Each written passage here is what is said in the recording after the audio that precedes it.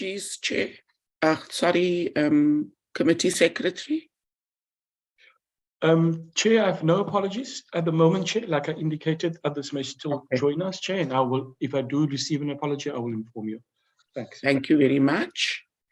Can we have a move and a seconder for the adoption of the agenda?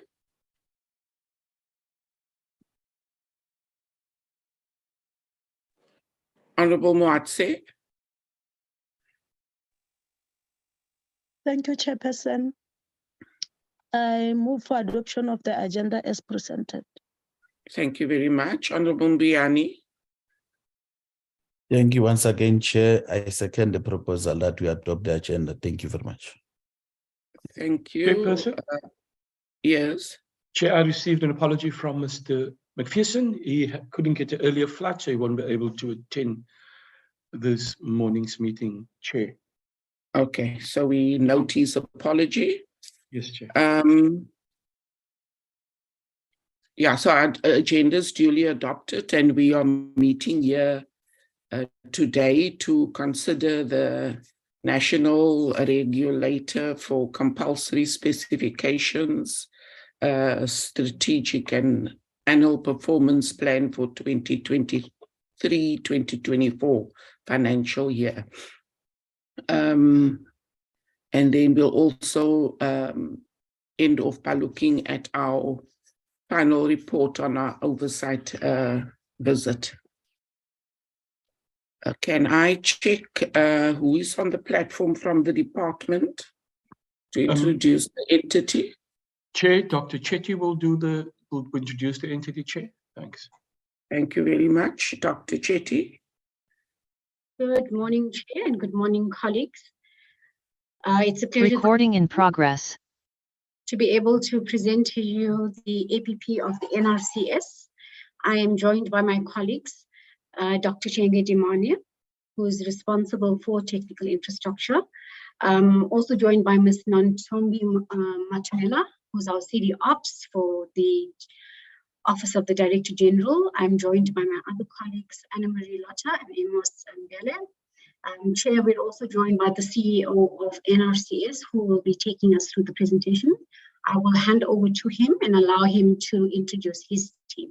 Thank you, Chair. Thank you very much, Dr. Chetty. Mr. Mamadise.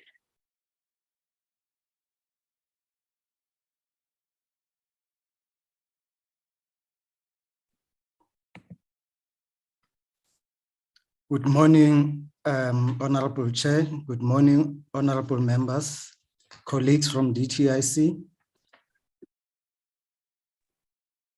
Good morning. Thank you. Thank you for the opportunity to present to the Portfolio Committee today on our annual performance plan for the 2023-2024 financial year. I've shared the presentation, Chair. You will indicate if it is visible.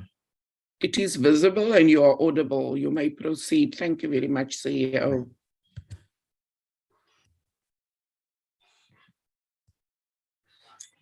In terms of the delegation, it is myself, accompanied by Mr. Duncan Mutengwe, the acting Chief Operation Officer at the time, and Mr. Obachasaho, Chief Information Officer, Mandla Mukwena, Acting Financial Officer, and Edward Matemba, our Head of Strategy and Risk. In terms of the scope of the presentation is divided into the following: the high-level organizational structure, the context, the strategic focus, strategic overview of the NRCS, which includes goals, mission, and vision, as well as the regulated industries. We will then move to the key performance areas and targets for 2023-2024 financial year, and then financial overview, strategic risk, and finally, the ICT modernization. In terms of the high-level structure of the entity, as you are aware, the entity does not have a board. The CEO is both the head of the administration as well as the accounting authority. In respect of the vacant positions, the position highlighted in brown will be the positions that are vacant. In total, we have 5 vacant positions. The Chief Operating Officer is under recruitment. Chief Financial Officer is also under recruitment. We have finalized the recruitment process and appointed a suitable candidate last month. However, she declined the offer. So we have to restart the process de novo. The General Manager R&D, that is on hold. We are not going to fill that position until the organizational redesign is implemented. GM Legal Metrology, we have went on a recruitment process. We advertised the position 3 times and also went for headhunting. We could still not find a suitable candidate. The alternative that we are considering is to second our internal staff who are capable to do the job, although they may be lacking in terms of the requirements for the position. The General Manager Electrotechnical, the GM Electrotechnical is under recruitment. This is a recent vacant position where the GM retired at the end of February this year. So the position will commence immediately with the recruitment process. The strategic context under which the APP will be implemented, the changes in trade trends have led to increase in imports, consequently an increase in commodities coming through South African ports of entry. These calls for enhancement in a regulatory framework, improved market surveillance intelligence, more sophisticated techniques to analyze risk related to regulated product, company, and country of origin. The NRCS has responded to these challenges by firstly implementing and developing a border management strategy that we are implementing that helps us to focus our market surveillance intelligence at the ports of entry. Secondly, we have adopted and implemented a risk-based approach which we continue to refine, adapt, and implement to assist us to focus the resources where they are required the most. In terms of the strategic focus, in the medium term, the strategic focus will be on financial sustainability of the entity. This is to ensure that we implement effective and efficient measures to collect all revenue due to the entities, including the levies. We will dedicate resources towards non-compliant companies in order to improve sanctioning mechanisms and deter non-compliances from the market. We will also focus our attention on stakeholder engagement. We have realized that collaboration with industry and all key stakeholders is an enabler to efficient regulatory framework. This will enable us to ensure that consumers are well educated, stakeholders are recognized, and there is greater awareness of the mandate of the NRCS and the technical regulations that we are enforcing and implementing. Effective utilization of innovated regulatory framework. This we will achieve by ensuring that there is high impact in terms of our market surveillance activities that incorporates the implementation of the risk-based approach to our approvals and inspections, as well as our border management strategy to optimize compliance across regulated industry. We want to transition the NRCS to be an efficient and effectively functioning organization. That involves the implementation of the new organizational design, the filling of permanent key position with competent and professional employees who have abilities to deliver on the mandate of the entity. We also want to ensure sound and effective organizational governance. This entails building on the unqualified audit opinion that we received in the financial year and start moving towards attaining a clean audit. Lastly, we want to focus our attention in implementing the ICT modernization that include data management. This will enable us to be a more agile, effective, efficient, and accessible and intelligent regulator who is able to deliver on its mandate. In terms of the NRCS strategy, mission, and vision, the emphasis here, Chair, is that we have redefined ourselves in terms of our mission and the vision. Our new vision is to attain a safe, sustainable South Africa where people and business can trade and purchase with confidence. Our new mission is to protect public health, safety, safeguard the environment, and facilitate fair trade through the implementation of compulsory specification. Our strategic goals remain unchanged. There are 4. The first one, to develop, maintain, and administer compulsory specification and technical regulations. The second one, to maximize compliance with all compulsory specifications and regulations.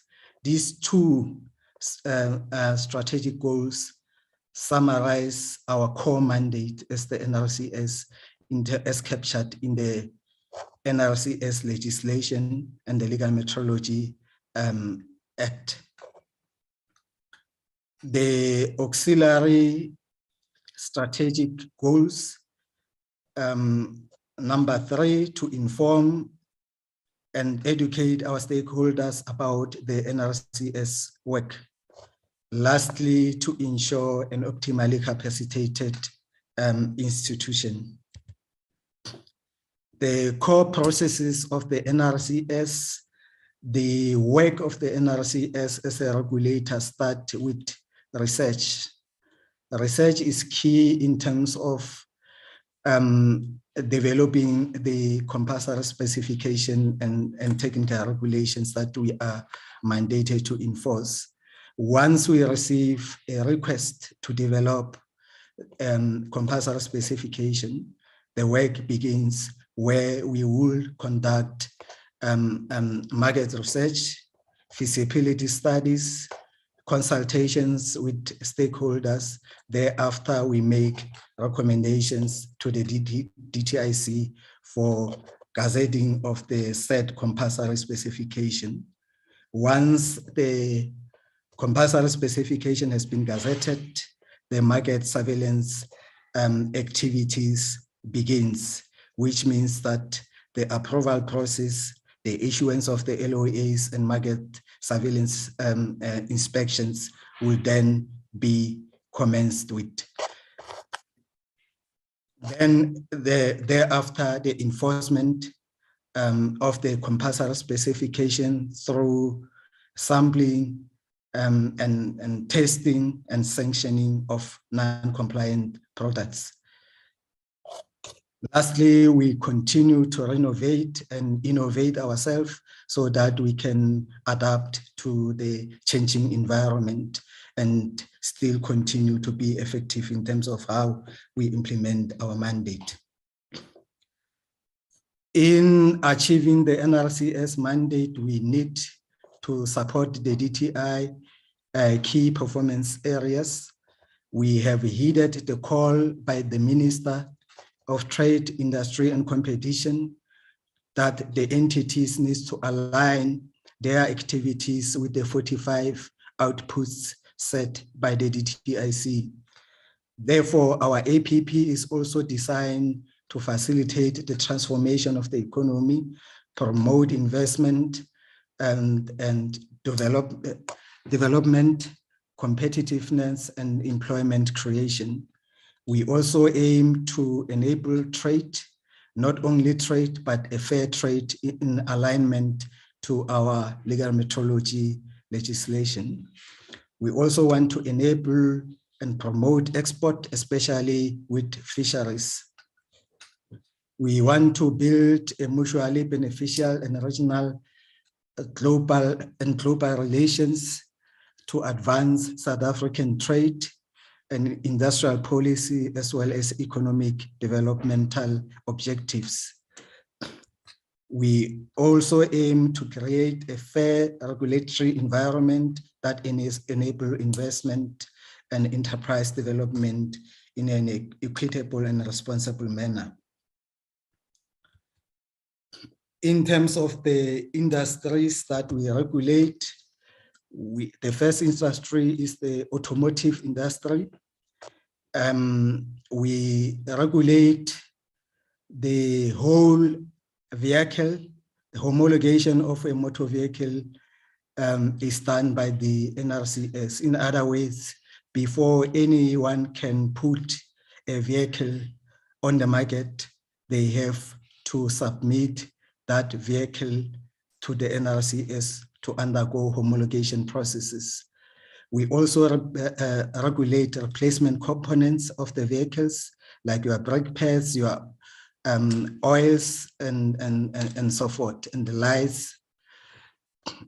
We are also appointed as the Inspectorate of Manufacturers, Importers, and Builders of Motor Vehicles in terms of the transport legislation on behalf of the Department of Transport. In the chemical, materials, and mechanical space, we regulate the products like your cement, chemicals, detergents, personal protective equipment, safety shoes, building materials, treated timber, and plastic bag on behalf of the Department of Environmental Affairs, and so forth. In the electrotech department, we regulate all electrical appliances and products and electronic appliances and products. By far, this is our largest department in the NRCS in terms of the scope and in terms of the compulsory specifications that we are enforcing and implementing. Food and associated industry, we regulate fishery products, canned meat, and processed meat products. We are also appointed as a competent authority on behalf of the Department of Health. In legal metrology, we regulate the calibration of measuring instruments, weights and measurements, as well as gaming equipments. Lastly, in terms of the building regulations, we ensure uniform interpretation and implementation of the National Building Regulations and Standard Act. Our key performance areas per strategic goal. So, strategic goal 1, to develop, administer, and enforce compulsory specifications. We want to ensure that compulsory specifications are responsive to public and environmental requirements. We also aim to accelerate the harmonization and adoption of international regulations. Working closer with the DTIC, we also seek to unlock the bottlenecks in terms of the publication and gazetting of the compulsory specifications.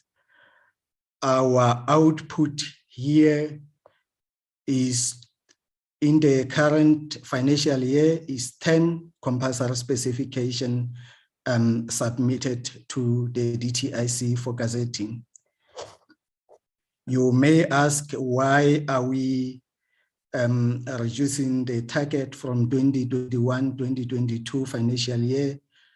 The reason is simple, that if you look at 2022-2023, the last financial year, we actually declined in terms of achieving that particular target. The main reason is the bottlenecks that are there in the DTIC in terms of publishing the compulsory specification.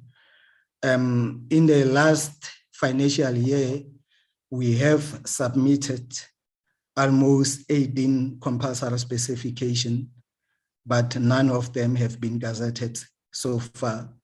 So we will hope to be working closely with the DTI to unlock these challenges, because these represent the core mandate of the entity. Without compulsory specification, we are not able to do our work as a regulator more efficiently, effectively, as expected by the legislation. Strategic goal 2, to maximize compliance with the compulsory specification. Our aim is to ensure that we focus all our inspection to improve compliance across the market, to develop an efficient, effective, and responsive process to enforce compulsory specification, including timeless testing of all products that are sampled from the market. We want to develop a consistent and efficient approach to the risk-based approach, so that we can be able to focus the resources where they are required the most. We want to, on an ongoing basis, evaluate and assess the level of compliance in the market, and proactively sample products for testing and continuous compliance. We want to implement compliance activities that enables the entry of new entrepreneurs, small enterprise, into the regulated space. We have a number of targets in relation to strategic goal 2, mainly because this is our core, as I've alluded to earlier on. The first output is the inspections, the number of inspections in automotive, CMM, electrotechnical, and legal metrology. The target here is to achieve 20,433 inspections in the current financial year. In the last financial year, you see that we were able to manage 21,220 254 inspections, which is our baseline in terms of the target that we have set for ourselves. That target will increase incrementally in 2024, 2025, and 2025, 2026 financial year, respectively. In food, the percentage of inspection conducted in fishery and fish products, the target here is 100% inspections. The reason for that is that the food inspections are different from other units within the NRCS. In food industry, we have what we call resident inspectors that are permanently located at the manufacturing plants where most of these products are being manufactured. Number of inspections conducted on live, chilled, frozen, and frozen fish, fishery, processed meat products. The target here is to achieve 2,458 inspections. That target will increase or reduce depending on the environment that impacts this particular target. The target keeps fluctuating because of the number of factories that are in existence at a given point in time. Trade facilitation. This is a new target that we have set ourselves to support the investment outputs of the DTIC. The target here is to facilitate export in fishery products to the value of 8 billion rand in the current financial year. That target will increase incrementally in the outer years. There is no baseline for this target, as I said, because it is a new target that we have just developed. However, we are confident that we will be able to achieve this particular target based on unaudited information that we were able to gather in the previous years. In gaming legal metrology, the target is 99%. One will ask why not 100%. We allow ourselves a small margin of error. We have only 2 inspectors that are doing this work. And if any one of them become indisposed for whatever reason, it may drastically affect the target. Hence, we have allowed ourselves a margin of error. Percentage of LOAs approvals. I think the first thing to emphasize here is that we have reduced the turnaround time from 120 days to 90 days, as we have always indicated to the Portfolio Committee on Trade, Industry and Competition that when the time is right, we will be able to reduce the turnaround time so that it can support the speedy manufacturing and sale of products that are regulated by the NRCS.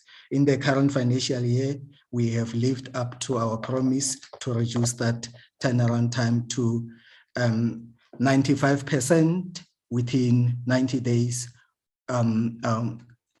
of receipt of all the necessary documents for application for LOA. We will retain the target in the outer years as well. The next output is the sanctions of non-compliant products, the value of the non-compliant products that will be sanctioned by the NRCS. We have set ourselves a new target again of 350 million of non-compliant products removed from the market. Again, we will be able to achieve this target based on unaudited information that we were able to gather in the previous years. That target will increase incrementally in the outer years as well. This is just to indicate our inspection schedule and inspection plans. How do we monitor the market? It depends entirely on the product, the nature of the product. For instance, as I said, in fisheries, we ensure that our inspections at the factories, 100% of all consignment that is being manufactured. So it differs from product to product. In certain areas, we monitor the market depending on the risk of the product. And in certain instances, we sample, and the frequency of sampling depends again on the risk of the product. Strategic goal 3, to inform and educate our stakeholders about the NRCS week. The aim here is to increase awareness of the role and the mandate of the NRCS as the regulator, so that we can increase and build high levels of compliance among the industry, as well as to ensure that the consumers are educated and aware of their rights in terms of the safety of the products that they purchase from the market. The goal will be achieved through various media interventions, stakeholder engagement plan implementation, and targeted awareness campaigns.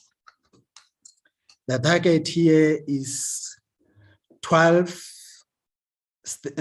stakeholder awareness in the current financial year. One may ask, why are we reducing target to 12 if we were able to achieve 26 in 2022-2023 financial year? The reason for that is that in the previous years, we have been accounting for stakeholder engagements that were also done by other entities where we were invited to participate. But this has created some challenges in terms of reporting, especially when it comes to auditing by the Auditor General. So we have decided in the current financial year that we will only focus on the stakeholder engagements that are planned, budgeted, and implemented by the NRCS. Hence, we have reduced the target to 12 stakeholder engagements. That target will increase incrementally on the in the outer years as well. The second output is the implementation of the stakeholder engagement plan. We have a comprehensive stakeholder engagement plan that targets all the internal and external stakeholders. The aim here is to implement 96% of the stakeholder engagement plan. That will increase to 97% in the 2024-2025 financial years, and incrementally again in the 2025-2026 financial year. Lastly, strategic goal 4, to ensure an optimally capacitated institution. We can only achieve this target by ensuring that our human resource capacity is highly engaged, skilled, and competent. We can also ensure that our effort are focused on filling or filling all key vacant positions on the structure, and also by ensuring that we implement an agile ICT system to support our mandate. We also want to review and innovate the NRCS funding model so that we can be able to achieve financial sustainability. We also want to ensure sound financial management and supply chain management system across the entity. The targets or the outputs, the first one is the vacancy rate. The target here in the current financial year is 8%. If you could realize that in 2022, 2023, we were battling in terms of the vacant positions where we had a higher vacancy rate of about 14%. The aim is to reduce that in the current financial year to at least 80%.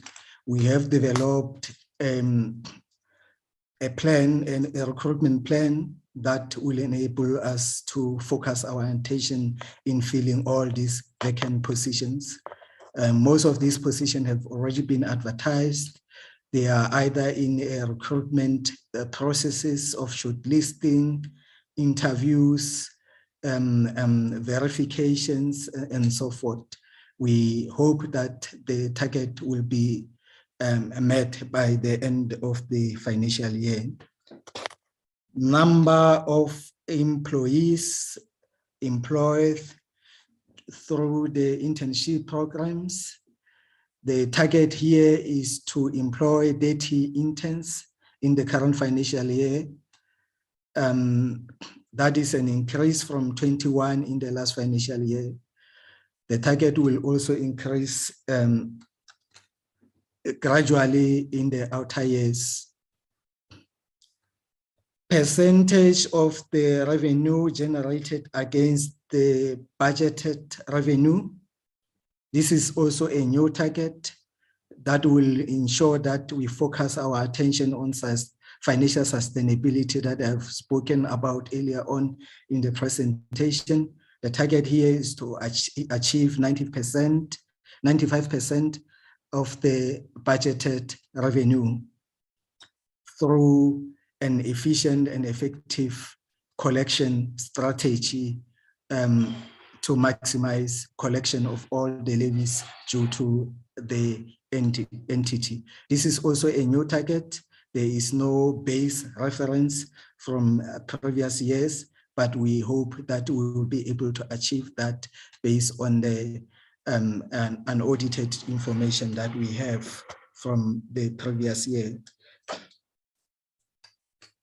The ICT modernization project, the target here is to ensure that we implement 50% of the regulatory system that we are aiming to implement in the current financial year.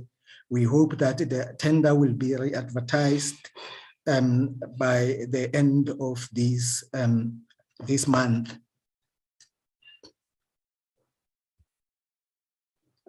Alignment to the DTIC 45 outcome indicators. We have selected the indicators or outputs from the DTI 45 outputs that fit into the NRCS legislative mandate. The first one is in terms of investment. We aim to facilitate export of canned meat and fishery products to the value of 8 billion. In our effort to support jobs, we aim to employ data interns so that we can introduce them, train, and prepare them for the job market. In energy, we hope to conduct 4 energy efficient blitz targeting non-compliant products in the energy space. As you may be aware, we are responsible for implementation of energy efficient regulations on behalf of the Department of Energy. So our target here is to ensure that the non-compliant products in the energy space are removed from the market through our targeted inspections in this area to ensure that we contribute towards saving energy and consumption of energy in the country. In terms of reducing the red tape, we aim to reduce the turnaround time for the LOAs from 120 days to 90 days, as I've indicated, so that it can support innovation and quicker movement of goods across the market. Output 27, we also aim to participate in harmonization of regulations within SADC and Africa in support of the AFCTA and harmonization of the regulations across the African continent to enable free movement of goods within the continent. Output 32, we aim to conduct 20 case studies to highlight the impact of the work that we are doing as the NRCS in support of the capable state output set by the DTI. Output 33, we aim to conduct 6 community outreach programs, including or targeting rural engagement initiatives that we have started implementing in the previous years so that we can reach the marginalized communities where usually government programs do not reach. Output 35, we ensure to at least achieve 90% of all planned KPIs in terms of the APP. Lastly, in terms of the industrialization and transformation, again, we aim to support that by reducing the turnaround time for LOAs from 120 days to 90 days. Financial performance of the NRCS. Our total revenue for the current financial year is 597 million. Our total expenses is equivalent to our revenue because as an 3A entity, we are not allowed to budget for deficit. We are expecting to break even during the medium term. If you look at the top left pie chart, you will see the compartmentalization of our revenue.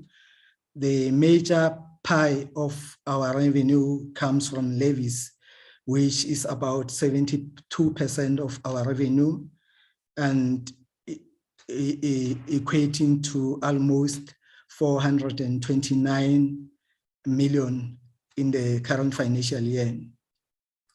The second biggest pie of our revenue composition comes from the government grant, which represent 26% and equivalent of about 154 million rand.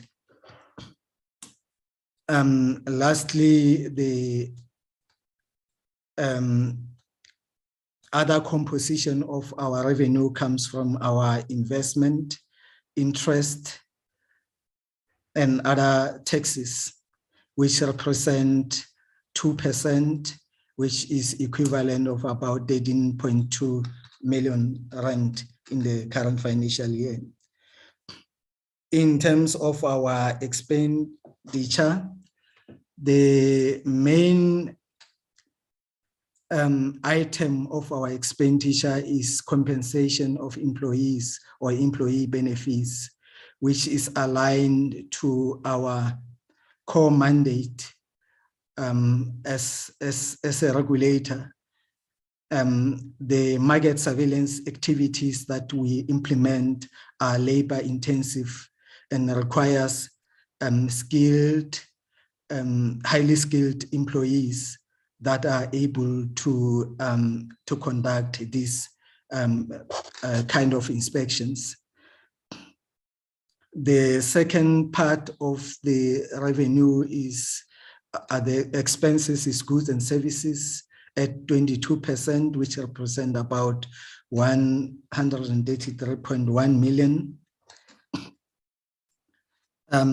Depreciation about 8.8 million, and smaller part include our financial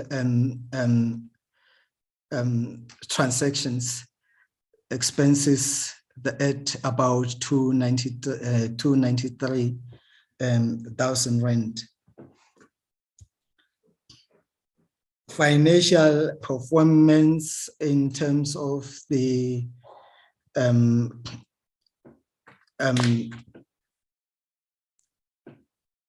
statement of financial performance from the previous financial year to the current financial year. Our revenue, as I've said, it comes mainly from our levies at 429 in the current year. It has been almost on the same level from all the starting from 2022, 2023, 2022 financial year at about 411 million. It will increase in the medium term in 2024, 2025 to about 449 million. In terms of the transfer from government, as I've said, is about 154, which represent an increase of about 5%. And in 2024, it will increase again to about 160 million. The total revenue for the current financial year, as I've said, is 597 million. The compensate in terms of the expenses, the compensation of employees has been a major contributor to our expenses from 2022, 2023 at about 442 million. In the current financial year, 454 million expected expenses in terms of the compensation of employee. Goods and services, in the previous year, it was around 124 million. In the current financial year, it has increased to 183 million.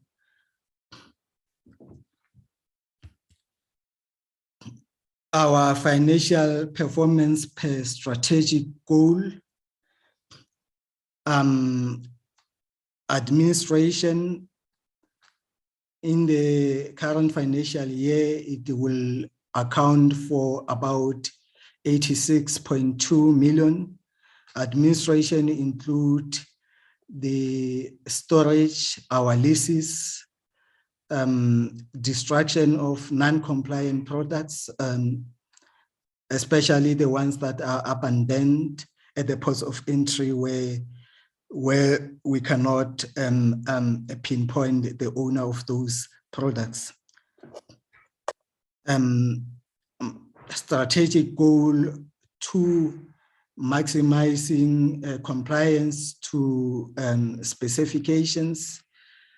The budget there is 383.8 million in the current financial year, due to the fact that as I've alluded, that it is part of our core mandate, which requires labor-intensive and skilled employees to be able to conduct inspections and implement this particular mandate. Development and maintenance of compulsory specification, it will account to almost 11.1 million. Strategic goal 3, inform and educate stakeholders, it account to 16.6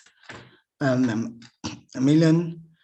Ensure optimally capacitated institution, strategic goal 4 at 99.48.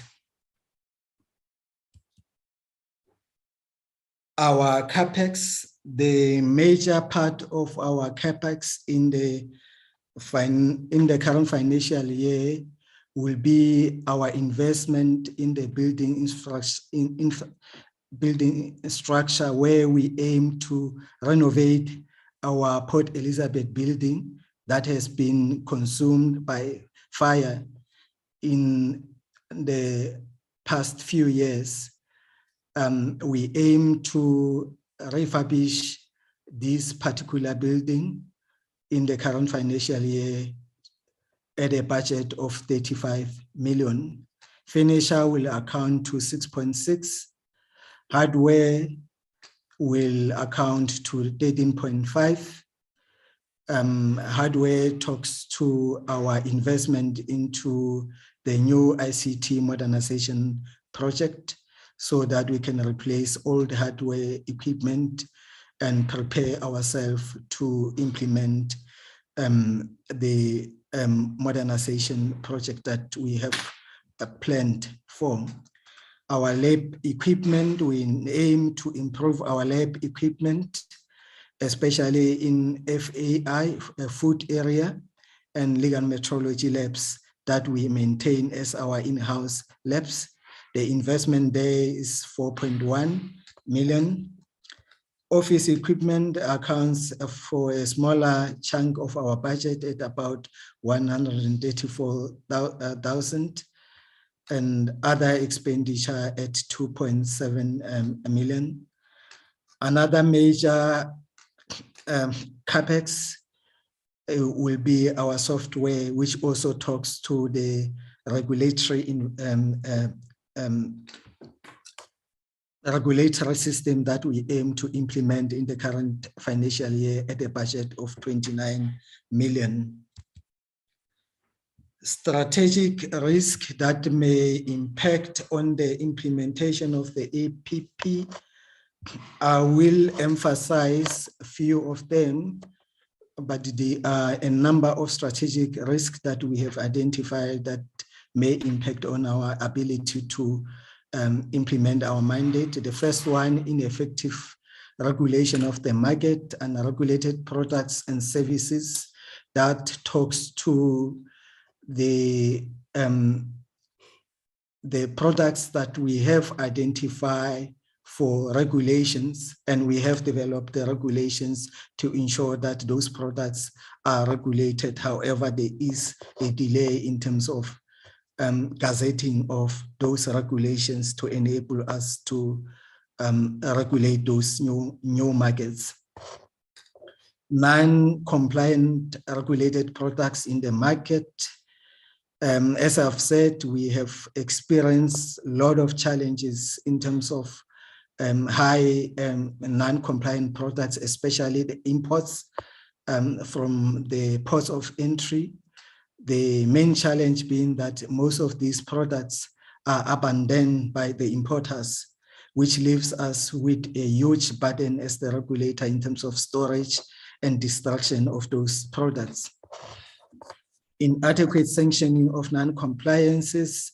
that talks to legislative review, that we need to have more teeth as the regulator. And we have made recommendations to the DTIC in terms of the review of the National Regulator for Compulsory Specification Act in order to improve on the sanctioning mechanisms that are available to the regulator. Financial sustainability of the NRCS, this is one of the key risks, as much as we are not yet in the red, but we foresee that in the near future, we might experience serious threat to our financial sustainability due to stagnant tariffs and implementation of unfunded or underfunded mandates. As the regulator, we have not had any levy increase for the past 5 years, despite the fact that we have submitted a proposal for levy increase to the DTIC, which has yet to be gazetted. Inadequate IT system, fraud and corruption, inadequate compliance with legislation is one of those risks that we have identified, but I would want to emphasize the last one, inadequate human capital management, especially the volatile labor environment within the entity that we started to experience in the current financial year, due to mainly historical labor issues that have remained unresolved. One of the key issues that I would want to touch on is the dispute relating to career development program, which is an item that has been agreed in 2014-15 financial year by the then administration of the entity with organized labor, NEHAU, whereby it was agreed that they would implement a career development program to the bargaining unit, which includes the inspectors and the support staff. The aim of the career development program was not to focus on training and development of staff, but rather focus on automatic promotion of staff. Once they have completed a particular training, informal training, they get promoted. I will give you an example with inspectors, because it has been implemented for the inspectors already since 2014-2015 financial year, whereby the inspector is employed as a candidate inspector and they undergo 2-year training. The salary currently is about 381,000 per annum. Once the candidate inspector is undergone 2-year training, they get promoted to an inspector, and the salary increased to about 700,000. Thereafter, the inspector completes another 2 or 3 years training. They get promoted to senior inspector with a salary of almost 900,000. And then thereafter, they get promoted to principal inspector at a salary of almost 1.2 million per annum. So as you can see, this become financially unsustainable for the organization. It's a huge financial increase or financial burden on the compensation budget of the entity. And not only that, it also affects the efficiency of the entity, because at the end of the day, you will have all chiefs, because automatically everyone will be promoted to be a chief principal inspector, but still doing the same work that is done by an inspector, ordinary inspector. So that impacts also on the efficiency of the NRCS. We have engaged the DTI on this issue, and the DTI was of the view that the career development program that was being implemented is irregular and unlawful. It should be stopped. So we have, as the leadership of the entity, we agreed with the DTIC that, of course, that this is unsustainable in a long term. It's not in the interest of the organization.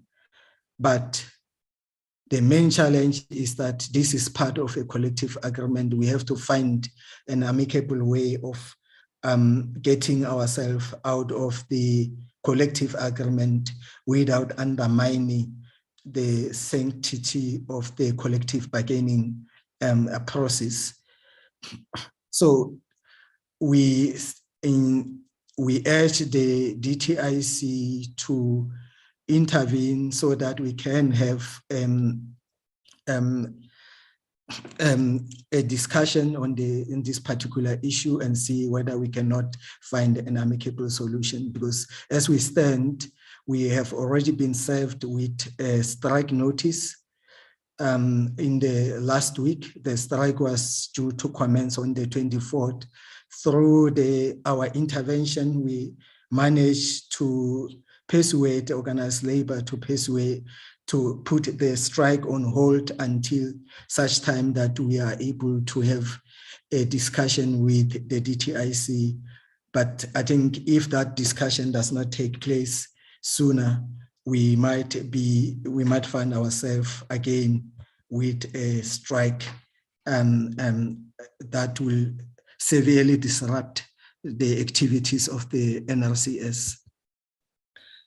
Lastly, in terms of the ICT modernization program, our aim has been to implement two prone systems for the NRCS. The first one being the ERP system, which support the internal functions of the NRCS. That system, we have implemented 95% of it. We have also managed to implement the key module, the financial module in the last financial year. The aim now is to make sure that we resolve on all the implementation challenges and be able to transition to full support and maintenance of the system. Secondly, the main aim, as I've indicated in terms of the ICT modernization, is to complete the second leg of the modernization process, which is the implementation of the regulatory system that we hope to finalize by the end of this financial year. I think that brings me to the end of the presentation. Thank you, Chair. Thank you, members. Thank you very much, CEO, members, for that presentation. Members, can I see with a show of hands you wanting to engage with the presentation? I see Honorable Mulder. Honorable Dr. Ntwane.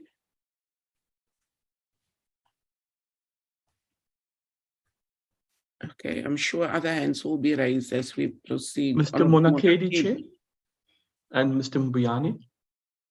Mbuyane. Okay. In that order, Honorable Mulder. Thank you, Honorable Chair. I wonder if the presentation could be removed, or do we want to have it on the screen? So thank you, appreciate it. Good morning also to Mr. Momadisa and the team. Thank you for the presentation. There's so many questions that I could ask, but I will stick to three. In the beginning of your presentation, you mentioned that there is a vacancies of certain critical positions, which is to me a very core issue and a problem, jeopardizing the NRCS obligations. And what I want to ask Mr. Mamadisa, Chair, is how is it possible that suitable candidates can be found for these critical positions in the whole of South Africa? How is it that there's no one available who actually met the requirements? And I specifically want to know which requirements Mr. Mamadisa referred to, because this is really a critical issue. That's the first question. And then the second question would speak to slide number 5, where changes in trade trends have led to an increase in imports and consequently increase of commodities, etc., etc. I think we are all on the same page if we see that if you go to a large department store, especially for instance in the building industry, you find that there are lots of substandard products, really substandard. It's actually not fit for the purpose. And what I want to know is it a capacity issue of the NRCS, or is there a problem with the correlation of policies and control with the DTIC?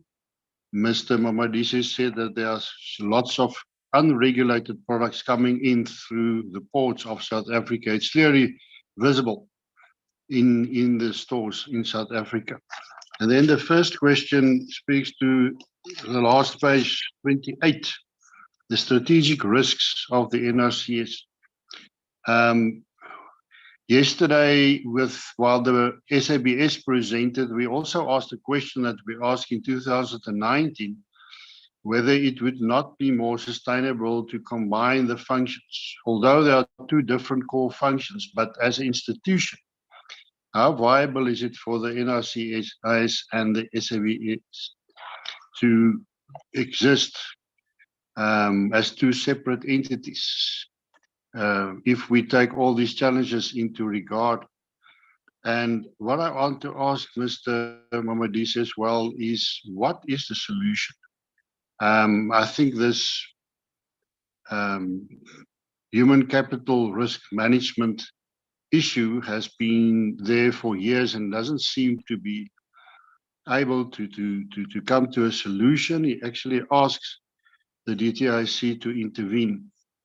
I think we should consider that seriously, Chair. But what I want to ask Mr. Mamadisa is, what would be the solution to overcome these strategic risks? What is the main problem? Is it an issue of world trends that is changing too fast for DTIC to keep up? Is it government policy that has to be relooked? Or is it the fact that there's no the vacancies of core positions in the NRCS? Thank you, Chair. Thank you, Honourable Mulder. Honourable Dr. Ntwane. Thank you. Thank you, Chair. Thank you, Mr. Mamadisa, for the presentation. So my question to you is, in cases where non-compliance with compulsory specifications has been identified, what sanctions does the national regulator for compulsory specifications issue? That's one question. And then, can the NRC provide examples for sanctions in each sector that you cover, namely automotive, chemical materials, and mechanicals, electrotechnical, and legal metrology? And then my third question to you, Mr. Mamadisa, is, in the United States of America, the Johnson & Johnson baby powder has been discontinued due to traces of asbestos in the talk and the multi-billion lawsuits against the company. Can you indicate to us whether the safety of this household item in South Africa has been tested in the last year? Thank you, Mr. Mamodisa. Thank you, Chair. Thank you. Honorable Monakedi. Thank you very much, Chair. I'm not sure if you want to see me as well. You can proceed it like this is fine. Okay. Yeah, once again, thank you, Chair, and also welcome the presentation as made by the Chief Executive. My first question relates to the issue of there being no board for the NRCS. I just want to understand what are the challenges? Why is the board not in place? Given the fact that by there being no board, it means the chief executive is both executive authority and accounting authority, which in itself poses a serious strategic risk to the organization in terms of what is expected of it to achieve, especially the annual performance plans as now presented. So there won't be any board actually holding the chief executive to account now and then. So I just want to understand what are the issues, what is the problem? Is there a process underway to make sure that this particular matter is addressed? The second one is on the issue of vacancies. I think there's been an indication that the chief executive and his team have not been able to attract suitable candidates to fill the GM metrology position. And that what they have decided to do is to identify someone junior to play in that, to be appointed as acting or something along those lines. I just want to understand as to whether in the long term, is there a plan to make sure that the same person is actually skilled, empowered as per their career development program to later qualify to occupy this position on a permanent basis? The third question is with regard to an output under strategic goal 2, dealing with trade facilitation, where they have set as a target for themselves 8 billion in terms of exportation of canned meat, fish, and fishery products. I thought this particular responsibility of promoting or facilitating trade resides elsewhere. I might be mistaken. And I thought that their role in the main is to make sure that they carry out the things that they've outlined under strategic number 1 and 2. And if they succeed in that, then the other people who are responsible for trade facilitation will then make it easy for their work to be done, to be able to then make sure that there's investment, there's trade, not that they have to have this as one of their targets. If I'm mistaken, yeah, I stand to be corrected.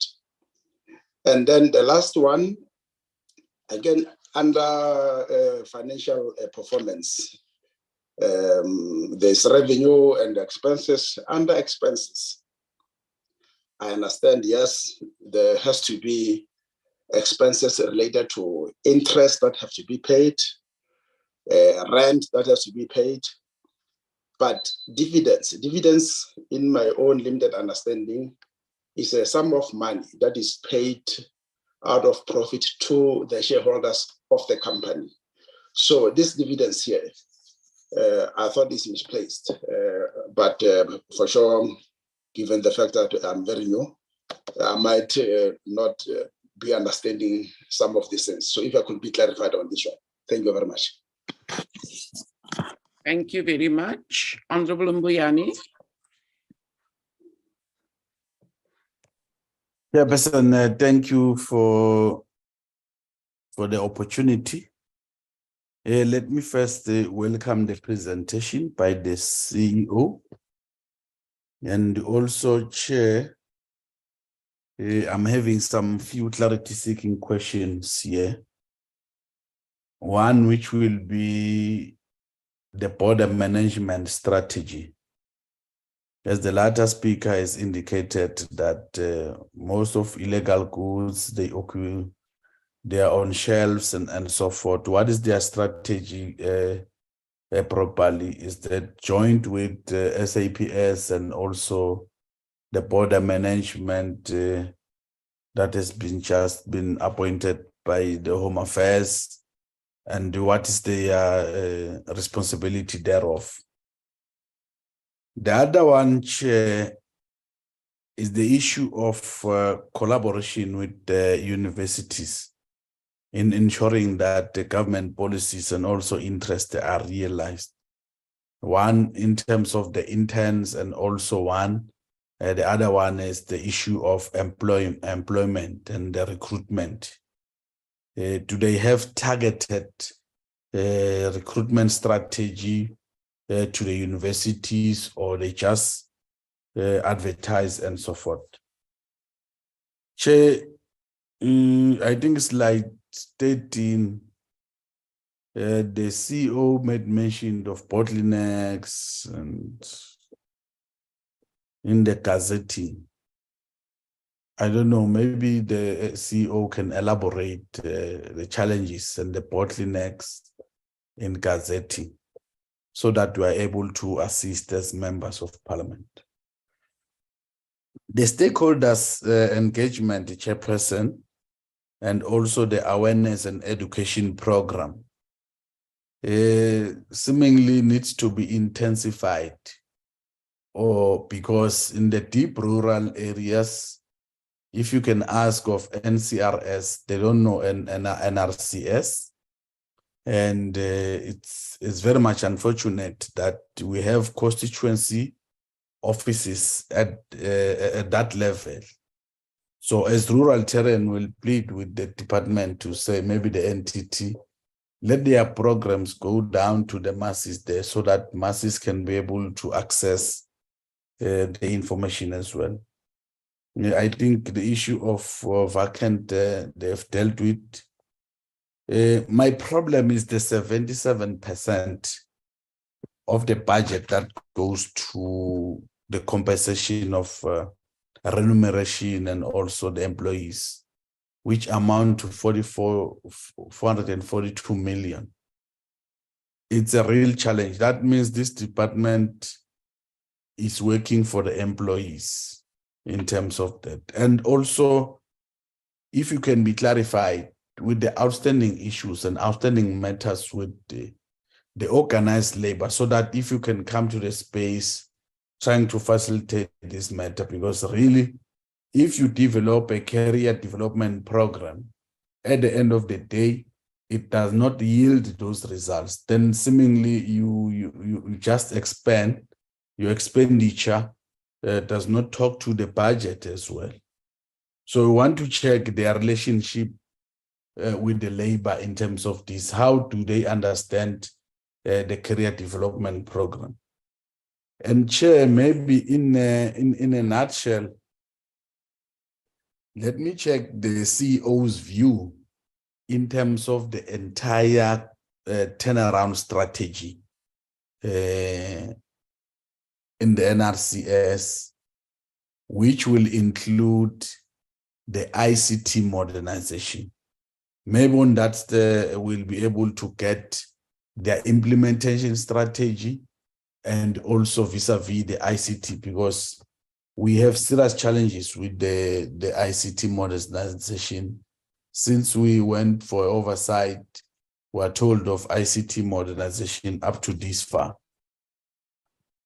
And maybe the last one, Chair, I just want to check industrial innovation based on government industry, vis-a-vis collaboration with the NRCS, because I saw this when we were in Korea, that such entities, they're able to link with government, they're able to link with industrialists, and also be able to generate or be able to create an environment for those students from the universities that they can be able to have interns and also be plugged in those institutions.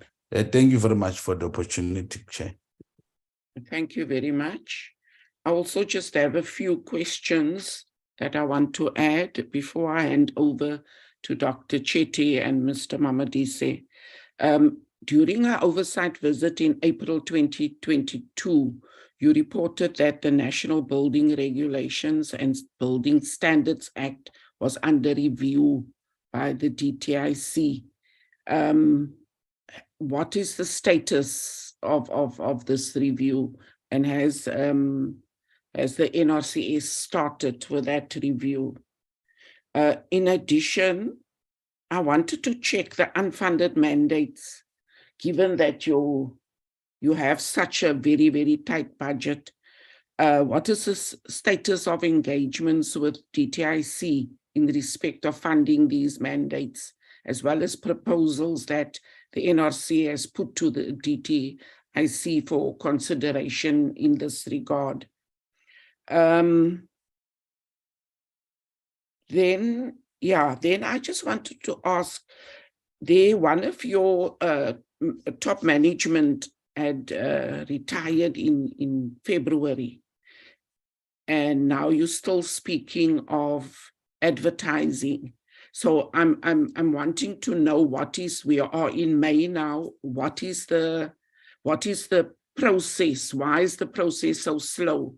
And if this is somebody who was going to retire, surely the organization must have a succession plan in place, because otherwise for everybody who's retiring, you will wait a couple of months and then it affects the functioning, effective functioning of the organization.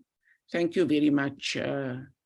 Let me first hand to Dr. Chetty and her team to answer the higher level policy questions, and then over to the CEO. Thank you very much, Dr. Chetty. Thank you, Chair. We have on the call Dr. Shenge Dimania. He is responsible for the technical infrastructure institutions, and he will respond to the questions relating to the DTIC. Thank you. Thank you, Dr. Dimania.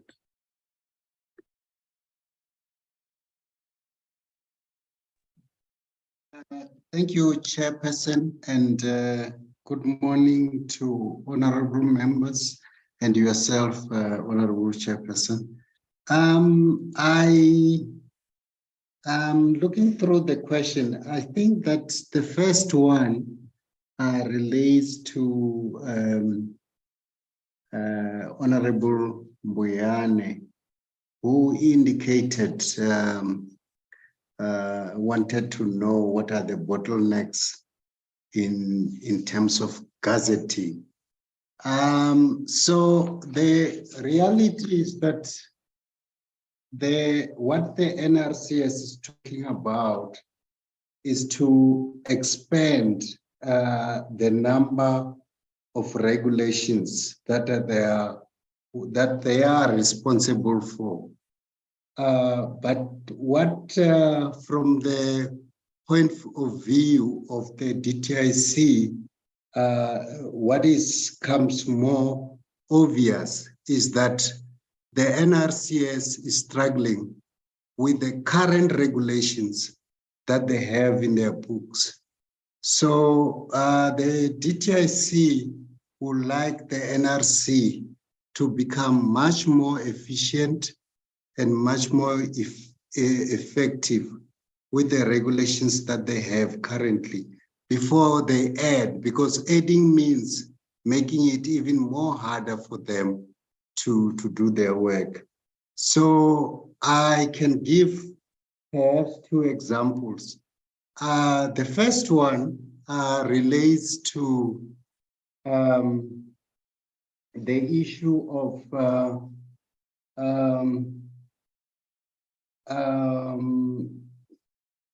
the enforcement of regulations.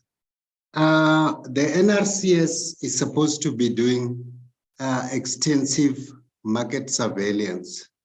In that regard, we don't see importers and all other people who are putting the products that do not comply with current regulations are actually finding it difficult to put those products on the market. So we don't have any trend that shows us that those products are actually reducing in the market, whereas the NRCS exists. That, of course, is a problem. The next issue is the issue of letters of authority. I think we are all aware that it takes too long for the NRCS to simply issue a letter of authority for all products, regardless of whether they are high risk or not. And so the department would like to see that the number of days it takes reduce substantially. I note that in the current business plan, they're talking about going from 120 to 90. I think that's in the right direction. So those are the kind of things they have to overcome. And then lastly, the issue of challenges with their own employees, etc. This, of course, don't make them efficient and effective on the market. So those are the challenges, internal challenges, that the NRCS should address with us at the level of DTIC. We should assist them at the working level to deal with these issues. So I think if we concentrate on those, we'll be able to deal with the issue of the submissions, which are actually adding more complications to the ones that they have currently. The next question talks to the NBR review, National Building Regulations and Building Standards Act. We have gone through the process with the review, and we have proposed a bill. We have received from the cabinet cluster, we have received the go-ahead, and now it's in the process of undergoing the finalization of the CAB memos, etc., so that the minister can consider that and take it to cabinet. So otherwise, all the other issues, the other areas that need to be covered have been covered. So I think within this year, it should be on the cabinet agenda. Of course, I don't know when, because I don't really know about the processes of cabinet. Thank you. I think those are the two that I see that are really linked to the DTI. Perhaps the 8 billion that the NRCS is talking about, this is not really the mandate of the SABS to promote this kind of exports. Actually, their mandate is to make sure that products on our market comply with the regulations that we have currently. But the Department of Agriculture some years back gave the mandate to the SABS. And as it turned out, in the transfer of responsibilities between the NRCS and the SABS, this area unfortunately moved over with the NRCS, and I think yeah, we will in future we'll see how to deal with it. Thank you. I think that's it. Thank you, Chair. Thank you, Dr. Demane. I think for me, I just wanted to ask, since we started this term in 2019, we have been monitoring NRCS very closely because they were under administration. And since then, we have been hearing about the volatile labor environment at NRCS. And NRCS is saying if I heard it correctly, that they have asked DTIC for intervention because they are sitting with this unrealistic progression within the inspectorate of NRCS, which I'm sure is the core of it's the heartbeat of NRCS, the inspectorate. So is there a process in place with DTIC? I didn't get that from your response. Or is it something that has started, the intervention of DTIC, or must it still start? I just wanted to ask that, Dr. Demane. Thank you for that. Yeah, I skipped that. That's really an internal issue at the NRCS. The CEO then, who agreed with labor to this, understood that was basically illegal. And as a result of this, and this was the cause for him to leave the institution. So labor and everybody else in the NRCS is very clear that this issue should never have happened.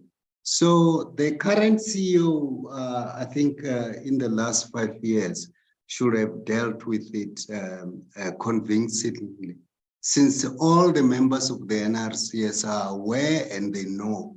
The fact that labor is dragging their feet is perhaps an indication of the current management team not too serious about addressing it either. Thank you. Yeah, so that matters in your court, CEO. May I hand over to you to deal with the rest of the questions from members?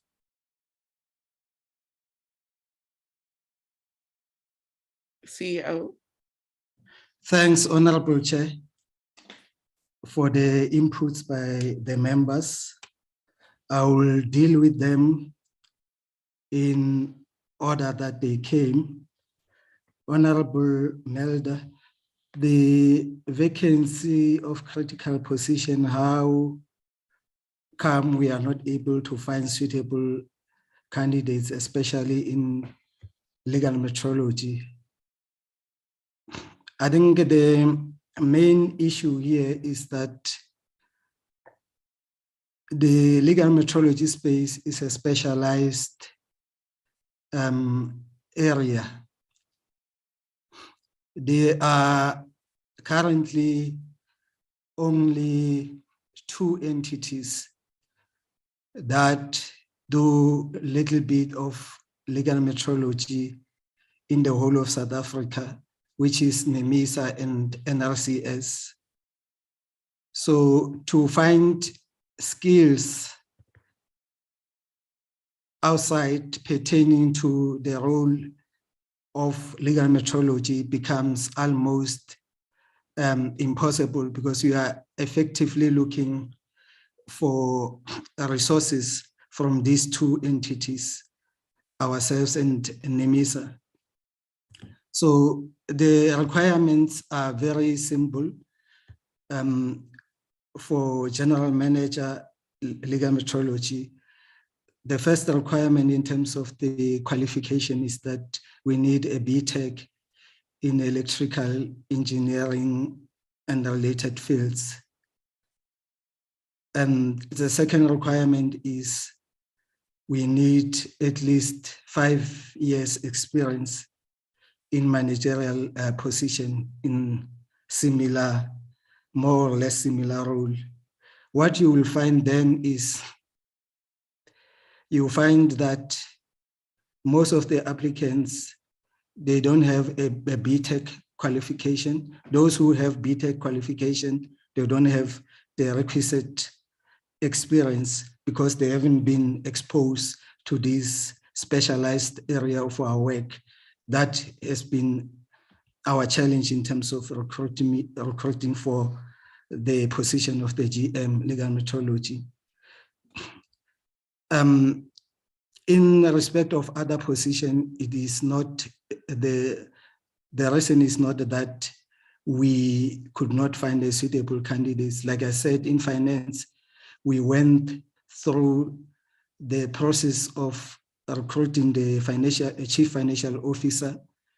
We even appointed a candidate in the last month, but the candidate declined the offer for some personal reason of her own. So unfortunately, that has taken us backward because then we need to restart the same process all over again. And I think we have already started with the process of re-advertising the position and appointing a service provider to make sure that the position becomes advertised. Because as you know, in government, in order to advertise in simple newspaper, you have to go through a certain procurement process to make sure that the advert is ultimately issued. And the other element that we believe that will, in a shorter period, will be able to assist us in filling position very quickly is that we are implementing an online recruitment system. It has been delayed due to some technicalities. It should have been launched in the last financial year. However, we hope to finalize that system by the end of this May, end of this month. So that system will help us in accelerating the process of filling in the positions because it makes recruitment more seamless and quicker. In terms of the substandard goods in the market, I think Honorable Melda, the issue here is that NRCS can only regulate where there is a compulsory specification. Without a compulsory specification, we have no legislative mandate to regulate. Unfortunately, as I've said, we need strategic leadership to ensure that all products that poses risk to our consumers are either regulated by the NRCS or there are other alternatives by government to make sure that they are regulated. I think the fact that there are non-compliant products in the market that are regulated by the NRCS, it is not an indication that the NRCS is inefficient or ineffective, because there will always be unscrupulous importers and manufacturers that we continue to detect in the market and stop them from trading.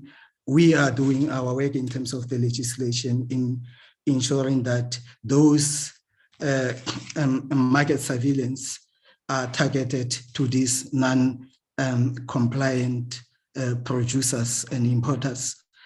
And we continue to make sure that their life becomes miserable when we find them. through the legislative mandate that we have. It is in my view, it is not an issue of capacity of the NRCS. It is an issue of lack of strategic leadership in terms of ensuring that the entity is positioned to be able to do its mandate, which is lacking. The slide 28, you urged me to make a comment on the possible combination of functions between SAPS and NRCS. I think that's a policy decision, as I've said in many platforms, that for me, the main issue is that the two entities perform distinct, separate mandates. One is a national standard and testing, conformity testing entity, which is SABS. And the NRCS remain the only regulator. But by combining the functions, then you are also bringing another problem where then the regulator becomes a judge, jury, and the prosecutor at the same time, because then you will have no separation of duties. You will have one entity that develops the standard, enforce that standard, test to that standard, and sanction to that standard.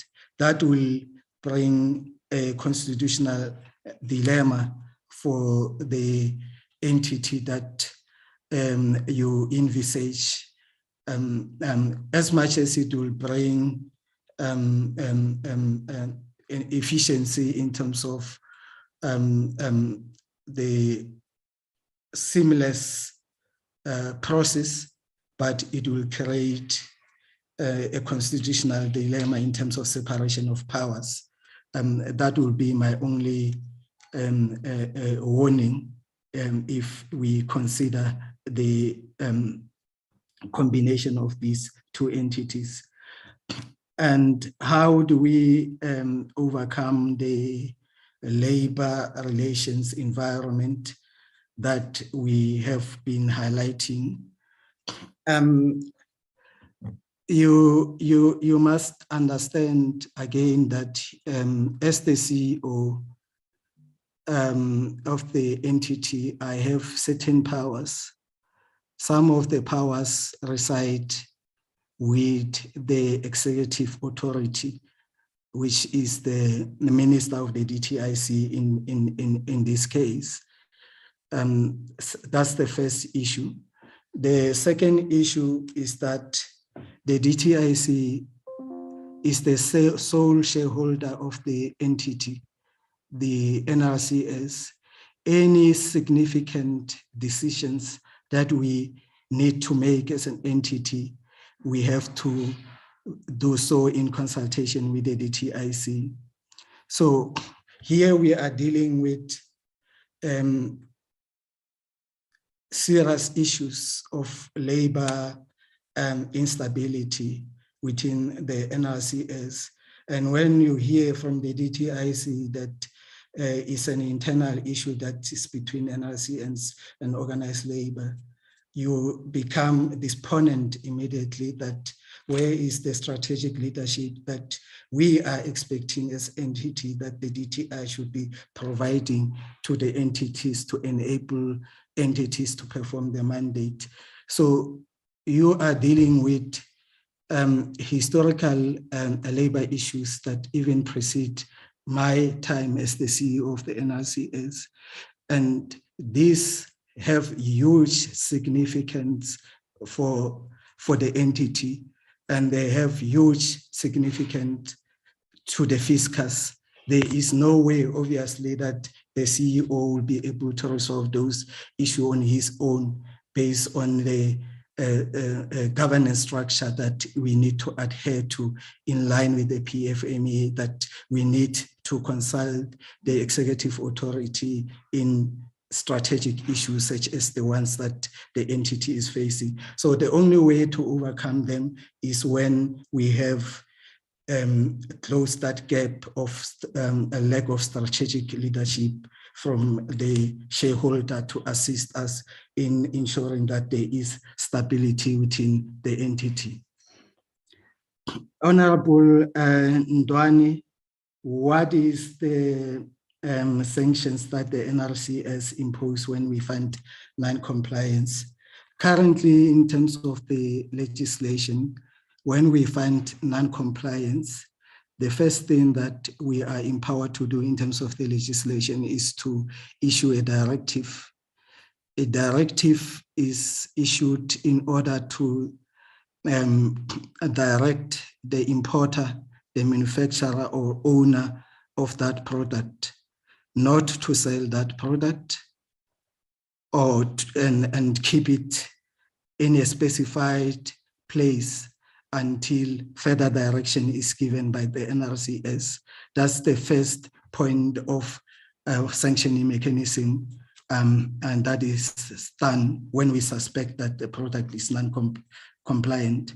Once we have confirmed that the product is indeed non-compliant, then the legislation allows us to do 4 things. First one is, in terms of the section 15 of our act, we issue a final directive, which is commonly referred to as the CEO directive, which directs that the non-compliant product should either be returned to the country of origin if it is an imported product, or it is destroyed by the NRCS, or it is, if it is possible to rectify, it is rectified in order to bring it to compliance. Lastly, the regulator is also empowered to deal with the non-compliant product as it deems fit. To demonstrate that element of dealing with the product as it deems fit, I will give you an example with legal metrology, where most of the products that we find to be non-compliant will be due to lack of measurements or short measurements. For instance, a toilet paper must have, for instance, 500 sheets. So some of these unscrupulous suppliers will manufacture toilet paper with incomplete sheets. So when we find that kind of a product, obviously it's not a compliant product because it's short of measurement. The consumer is shortchanged because instead of getting 500 sheets of toilet paper, is getting 200 sheets of toilet paper, which is not allowed in terms of the Legal Metrology Act. So what we do in that case, we will deal with the product as we deem fit, because the product, as much as it's not compliant, it doesn't necessarily poses a risk to a consumer, but it just means that the consumer is not getting good value for money. So in the past, we have been donating those kind of toilet papers to orphanages and other community-based organizations like crutches. When we do our rural engagements, that's when we have the opportunity to donate some of these products. The Johnson & Johnson, unfortunately, it is not within our mandate. We can only regulate a product if it falls within the ambit of a compulsory specification. So health products fall squarely within the Department of Health and its entity, SAPRA. We work with SAPRA in many other regulated products where we have compulsory specifications. For example, mask. During the COVID, we were working closely with them because we also regulate the protective equipment like your mask. So, but we don't regulate everything that is not covered by compulsory specification. Honorable Munagedi, there is no problem with the issue of the board. It is by design that we don't have a board. The DTIC in 2014 decided that they will do away with the board. And when the Legal Metrology Act 2014 was passed, it then amended the NRCS Act to remove the board and make the CEO both the head of administration and the accounting authority in terms of the act. So that is the governance structure by design in terms of the legislation. So for me, the question whether you have a board or not is just a matter of preference of the governance framework. While there are proponents for having boards in all entities, I'm not one of those proponents because there are pros and cons in both governance models that are there in the governance sphere. So having a board that meets 4 times a year, sometimes it assists in terms of the gaps, like the gaps that we are having in terms of the currently in terms of the compulsory specification. Maybe if we had a board with powers to publish the regulations, maybe it will assist, but I think it is a policy issue whether you prefer a particular governance structure or over the other. I have already touched on the vacancy of the GM legal metrology, but your question was in terms of the intervention that I proposed here to the committee that we need to look internally. Like I said, when I answered the question from Honorable Mulder, that the challenge is that although we might find internal staff in the NRCS who are well equipped, competent and experienced and have actually been acting in this position and they are able to do the job, but they don't meet the qualification part of the position. So the aim is to put them into that skill development program and prior learning recognition kind of thing, so that we can equip them to be able to fill the position. But as a starting point, what we are proposing is to have them seconded to the position on a permanent basis. In the meantime, put them through these other interventions to fully equip them to fulfill the role and meet the requirements of the job. Trade facilitation, again, Honorable Munagedi, I think Dr. Demana has touched a little bit on it, but the main issue here is that we are appointed as a competent authority who is responsible for issuance of health guarantees in food fisheries and canned meat products that are meant to be exported to the EU. So there is no way that you can be able to export any fishery product without the health guarantee issued by the NRCS. In that role, in addition to being a regulator, we therefore facilitate trade in that sense. And the exporter will come to us, submit the product, submit the application, declare the quantities, the value of those quantities, and we issue a health guarantee accordingly to help him or her to be able to export those products to the EU.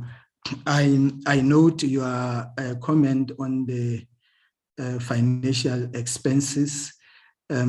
Yes, I think it's something that we will look into. But I think the CFO is here, maybe can be able to provide more light in terms of what it means in terms of dividends. Honorable Mbuyani, you mentioned the collaboration with the other entities like the border management and the subs. Indeed, it is our aim to work closely with our strategic partners, especially in government, in order to cap the scourge of non-compliant products flooding our market or passing through our borders. We therefore work closely with the border management agency that has been established by Department of Home Affairs. We work with customs in terms of the stoppage of containers. They would, based on the nature of the product, they would alert us where the regulated product is being imported into the country, and it will be put on hold until it is inspected by the NRCS.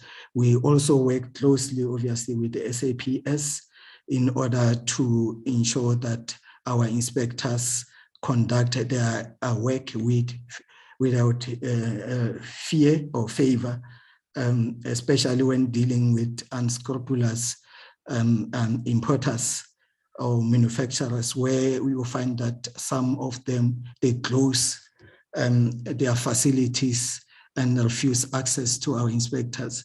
We will then, through our collaboration with SAPS, be able to force our entry into those premises and be able to conduct our work.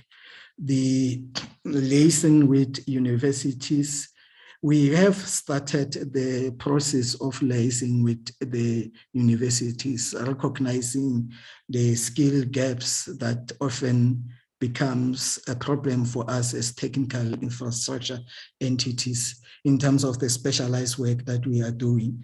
So one of the intervention that we are putting in place, especially in legal methodology space, we want to formalize our training and in collaboration with higher learning. We have applied for to SACWA to accreditate our training so that it can become a formal certified training that can be recognized across the country. And we are hoping to do that in collaboration with the higher education department and the universities in South Africa to formalize this kind of training. You employed also Honorable Mbuyani to elaborate more on the gazetting of the VC. And I will take this opportunity to clarify that based on what Dr. Demana has already said. But the issue that is becoming a problem is that we have been submitting these VCs. We have been asked questions, we respond, We've been following what is the cause of the delay in terms of this VC. Remember that our mandate, Honorable Mbiani, is not only to develop new compulsory specification. Our mandate is to maintain and administer compulsory specifications, which means that there will always be either new compulsory specification or amendments of the compulsory specification. In certain instances, we even find ourselves in being rendered even more inefficient by lack of publication of the VCs, especially the amendments, where we have already picked up in the existing compulsory specification that there are challenges in terms of the implementation of this particular VC, and we come up with the developments of the VC. We come with the amendments of the VCs. We still find that there is no movement in terms of the publication of those amendments. If the reasons that Dr. Demane was saying were legitimate, we will at least move with the amendments of the VC. But even in that case, we are not able to move with the simple amendments of the VC to extent that we have to find an innovative way of dealing with all those challenges as a regulator in an effort to keep the ship floating and not to sink. Honorable Mbuyane, you raised the issue of the budget, 77% of budget on employee benefits and compensation.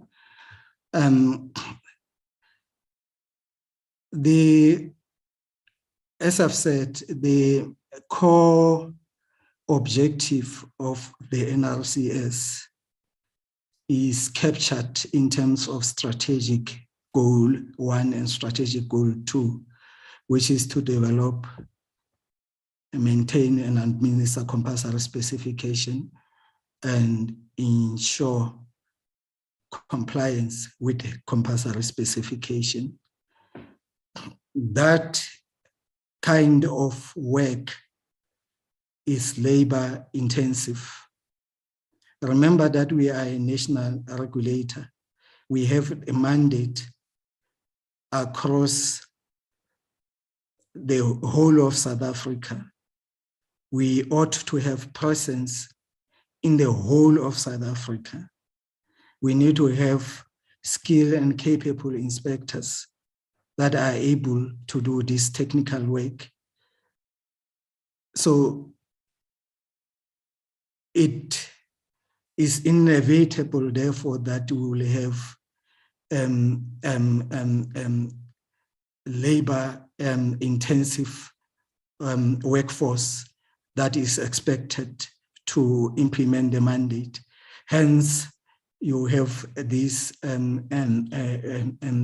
compensation of employees at the rate where it is, but we expect that to stabilize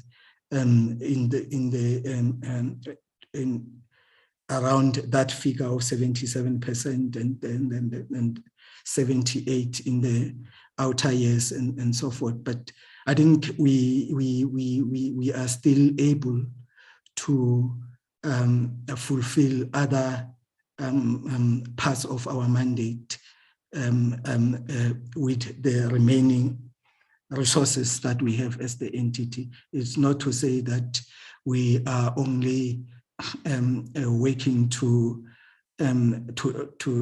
compensate employees. That's not a true reflection of what we are doing. It's mainly because of the nature of the work that we are doing as the NRCS. Labor matters, I think we have already touched on the issue of the CDP over and over again. But I think for me, there is no solution that could be devised by the CEO, capable as I am, and not to blow my own horn, that the issues are above me. They are strategic issues that requires the intervention of the shareholder, which is the DTIC, until such time that we sit together between the DTIC, the organized labor, and the NRCS leadership to find an amicable solution to these issues. Then we will continue to cry foul in terms of the labor volatility within the NRCS, because these are complex issues that requires strategic intervention from the shareholder. I think the dialogue, I think we have learned a long time ago, and we have been inspired by the leadership of the likes of Nelson Mandela, that dialogue can resolve even much complex situations. And our firm belief that with dialogue, we will be able to move past these historical labor issues and be able to focus on improving the lives of our citizens by ensuring that we implement our mandate efficiently and effectively. I think that's the ideal situation that we want to see as the leadership of the NRCS.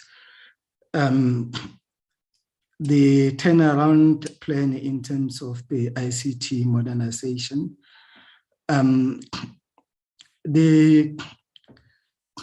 there has been significant improvement in terms of the implementation of the turnaround time of the ICT modernization plan that we have presented to yourselves, Honorable Mbuyane. I think between when the current portfolio committee came on board, we were not even, we haven't yet started implementing any of the modernization projects or plans. But since this committee has been with us, we have been able to move through the support and leadership of this committee. We have been able to move and implement a major part of the modernization plan. The delays with the second phase of the modernization project is due to the nature of this system that we require. The system requires that it's not an off-shelf system like the first system that we have been implementing, but it's something that needs to be developed from scratch. We have advertised tenders twice up until we realized that we have to change the way we are doing things.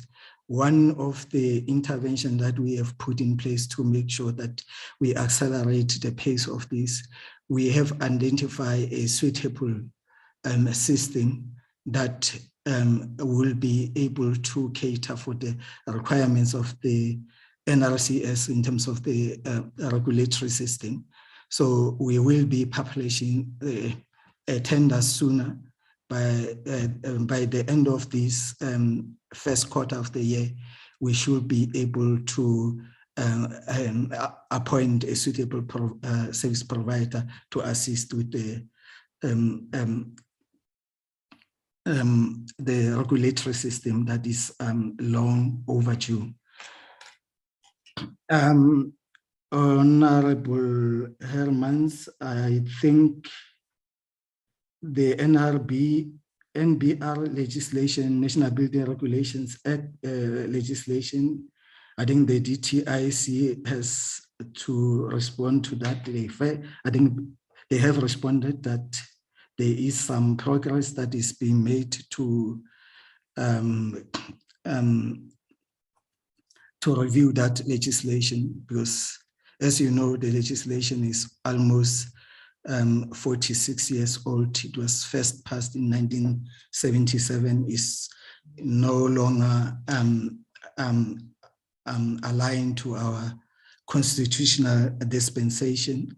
It does require agenda review and also to assist us in terms of defining the roles of various stakeholders who plays a role in this particular space. In terms of the unfunded mandates, what proposal have we made as the NRCS to resolve? There are two simple proposals that we have made as the NRCS.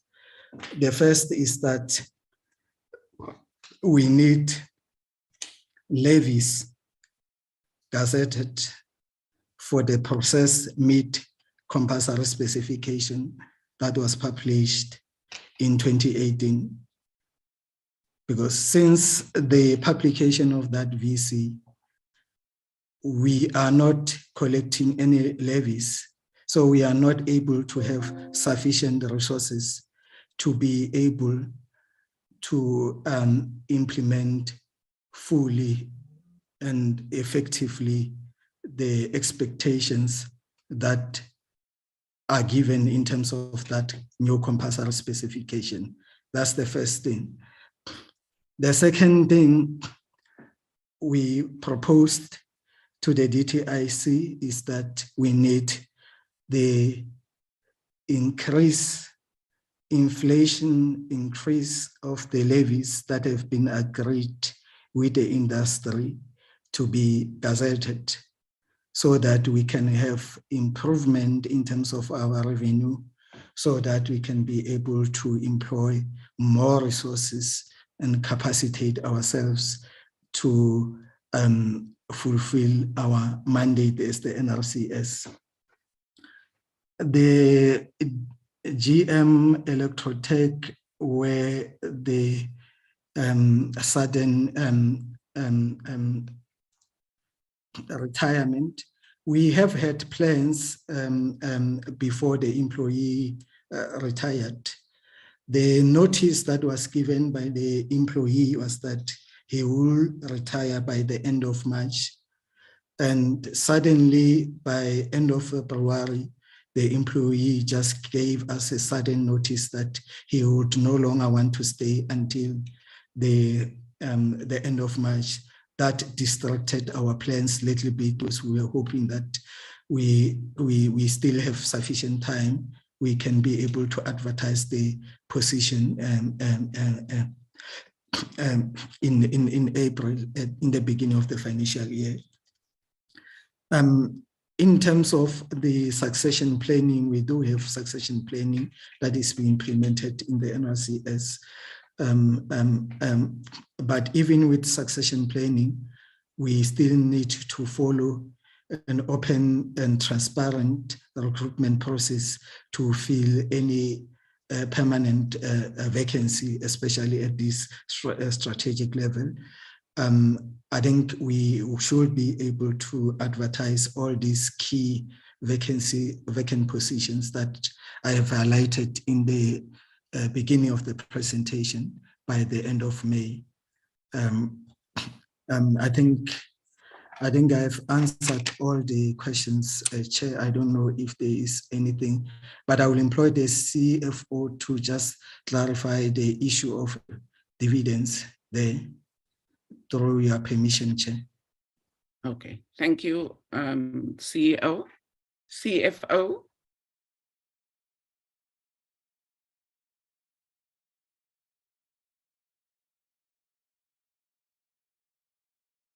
Is the CFO on the platform, CEO?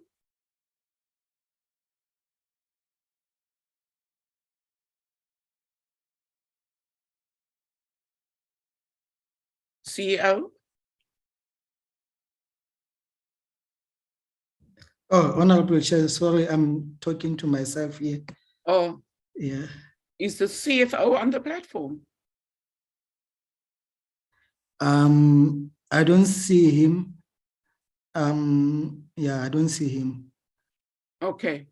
I think then you must just respond to the issue of the question around dividends.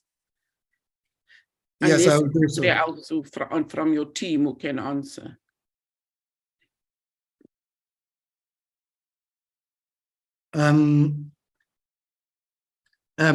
Edward Matemba, can you assist with that particular question? Thank you, Chair. Thank you, honorable members. Thank you, CEO. I will try assist. It's a classification. We use the Treasury template. It has that naming convention. However, the amount budgeted there, it's pertaining to accrual valuation for long service awards and an actuarial valuation for retirement benefits as well. So it's just a classification, but it's the NRCS does not declare dividends. So the interest amount that we budget for, it's just for the accrual valuation for long service awards and retirement and post-retirement benefits. Thank you, Chair. Thank you. That makes it very clear, Mr. Matemba. Thank you very much. I just wanted to hand back to Dr. Temana on the issue of the levies. Is there a reason why that has not gone through DTIC, the request for an increase in levies? Yes, and we communicated back to the NRCS. When these levies were proposed 2 or so years ago, it was just during the time of COVID, when none of these companies, because of the lockdown, had actually recovered their operations. So the department said to the NRCS that they need to wait until the next medium-term expenditure framework, which will be now. And from what I understand from colleagues is that they will be making a proposal this year to the DTI to consider the levies. So I don't know why Mr. Mamadi is still referring to the previous period, because that response was given. I think one of the problems is that Mr. Mamadi insists that he wants to get responses directly from the minister, not from the foot soldiers, which makes it very difficult to work. If he can get over that, I think he will be able to move with speed. Thank you. Thank you very much for that response, and I'm glad to hear that it will be attended to in this financial year still. Members, that concludes the presentation of NRCS. Can I check, Mr. Mamadise, whether you've answered Honorable Mbuyani's question about the turnaround strategy? How far are we with the turnaround strategy?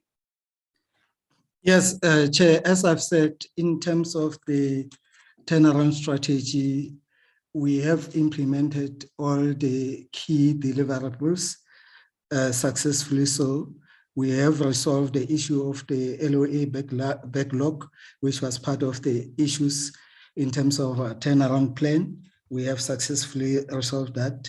The only issue, as I've said, is the still apparent delays in terms of the modernization program, especially the second phase of the program, which is the regulatory system.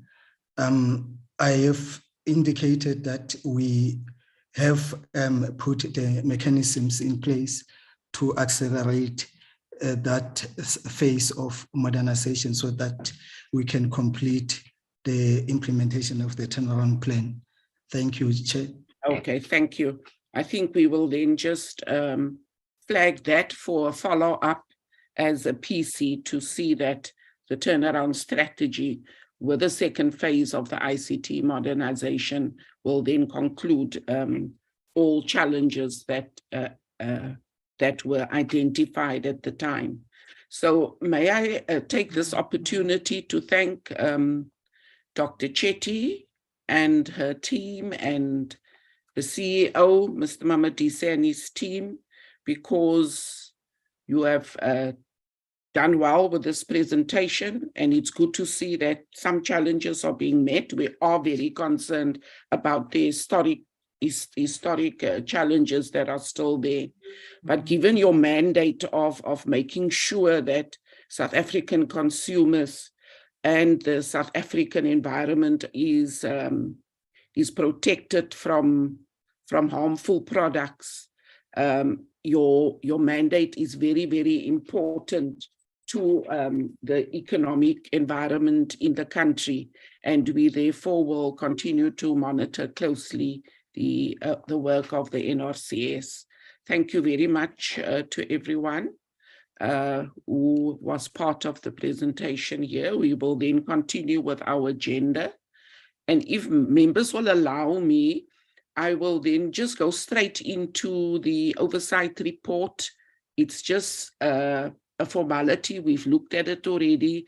We've edited. It's just the final product that we must agree to as the committee. So instead of having a tea break, I want to propose that we deal with the next agenda item and then conclude our deliberations for today.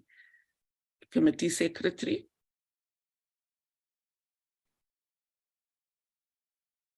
Thank you, Chairperson. I'm just waiting for the report to be screened. Chair, as you indicated earlier, it is just a formality. There was just one issue that members want us to include in the report, and it was reference to the Presidency's visit to Pepperdew at the time. If Mal can just take us through those things. Those are the only additions. The members have gone through the report in detail, have looked at the concluding remarks and the proposed recommendation. So as you indicated, it's before the committee for its approval. Okay, and you say the issue of Pepperdew was included? Included, yes, Chair. There's some delay. I see a hand of Honorable Mbiani. Honorable Mbiani. Thank you very much, Chair. I just wanted to check the issue of Pepperdew. Yes, if it is included, just that I don't know whether, because there's still the yellow. No, we just kept it yellow, so just to make sure that if you highlight it, so it will be removed, Chair, once we've done. Yeah. No. If that is included, Chairperson, I wanted to move that we adopt the report as the true reflection of our deliberation in the last term. Yes, so that we're able to move forward. Thank you very much. Thank you very much. Can I have a seconder for the adoption of the report?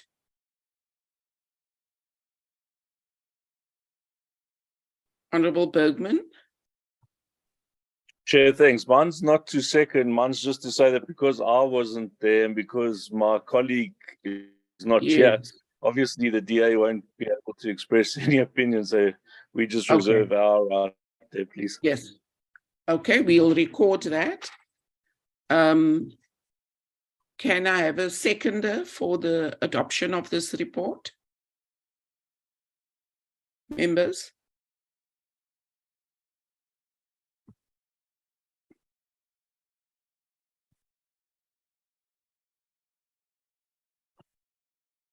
And I think that would be members that were part of the oversight visit. So that means Honorable Moatse, Honorable Malamacha, Honorable Mulder. I don't know if Honorable Thring is on the platform. No, Chair. Honorable Mulder is on the platform. Oh, okay. Can we please have a seconder to the proposal for the adoption of the report? Otherwise, we'll have to remove it and put it on the next agenda item. On the next agenda. Mr. Mulder raised his hand, Chair. Honorable Mulder. Honorable Chair, you asked so nicely, I cannot resist, so I will do so. I'll second. Thank you very much. Thank you very much for seconding the adoption. Our report is duly adopted. Thank you very much. Can I then just, in closing, ask the committee secretary to check if there are any announcements and maybe refer to our next meeting?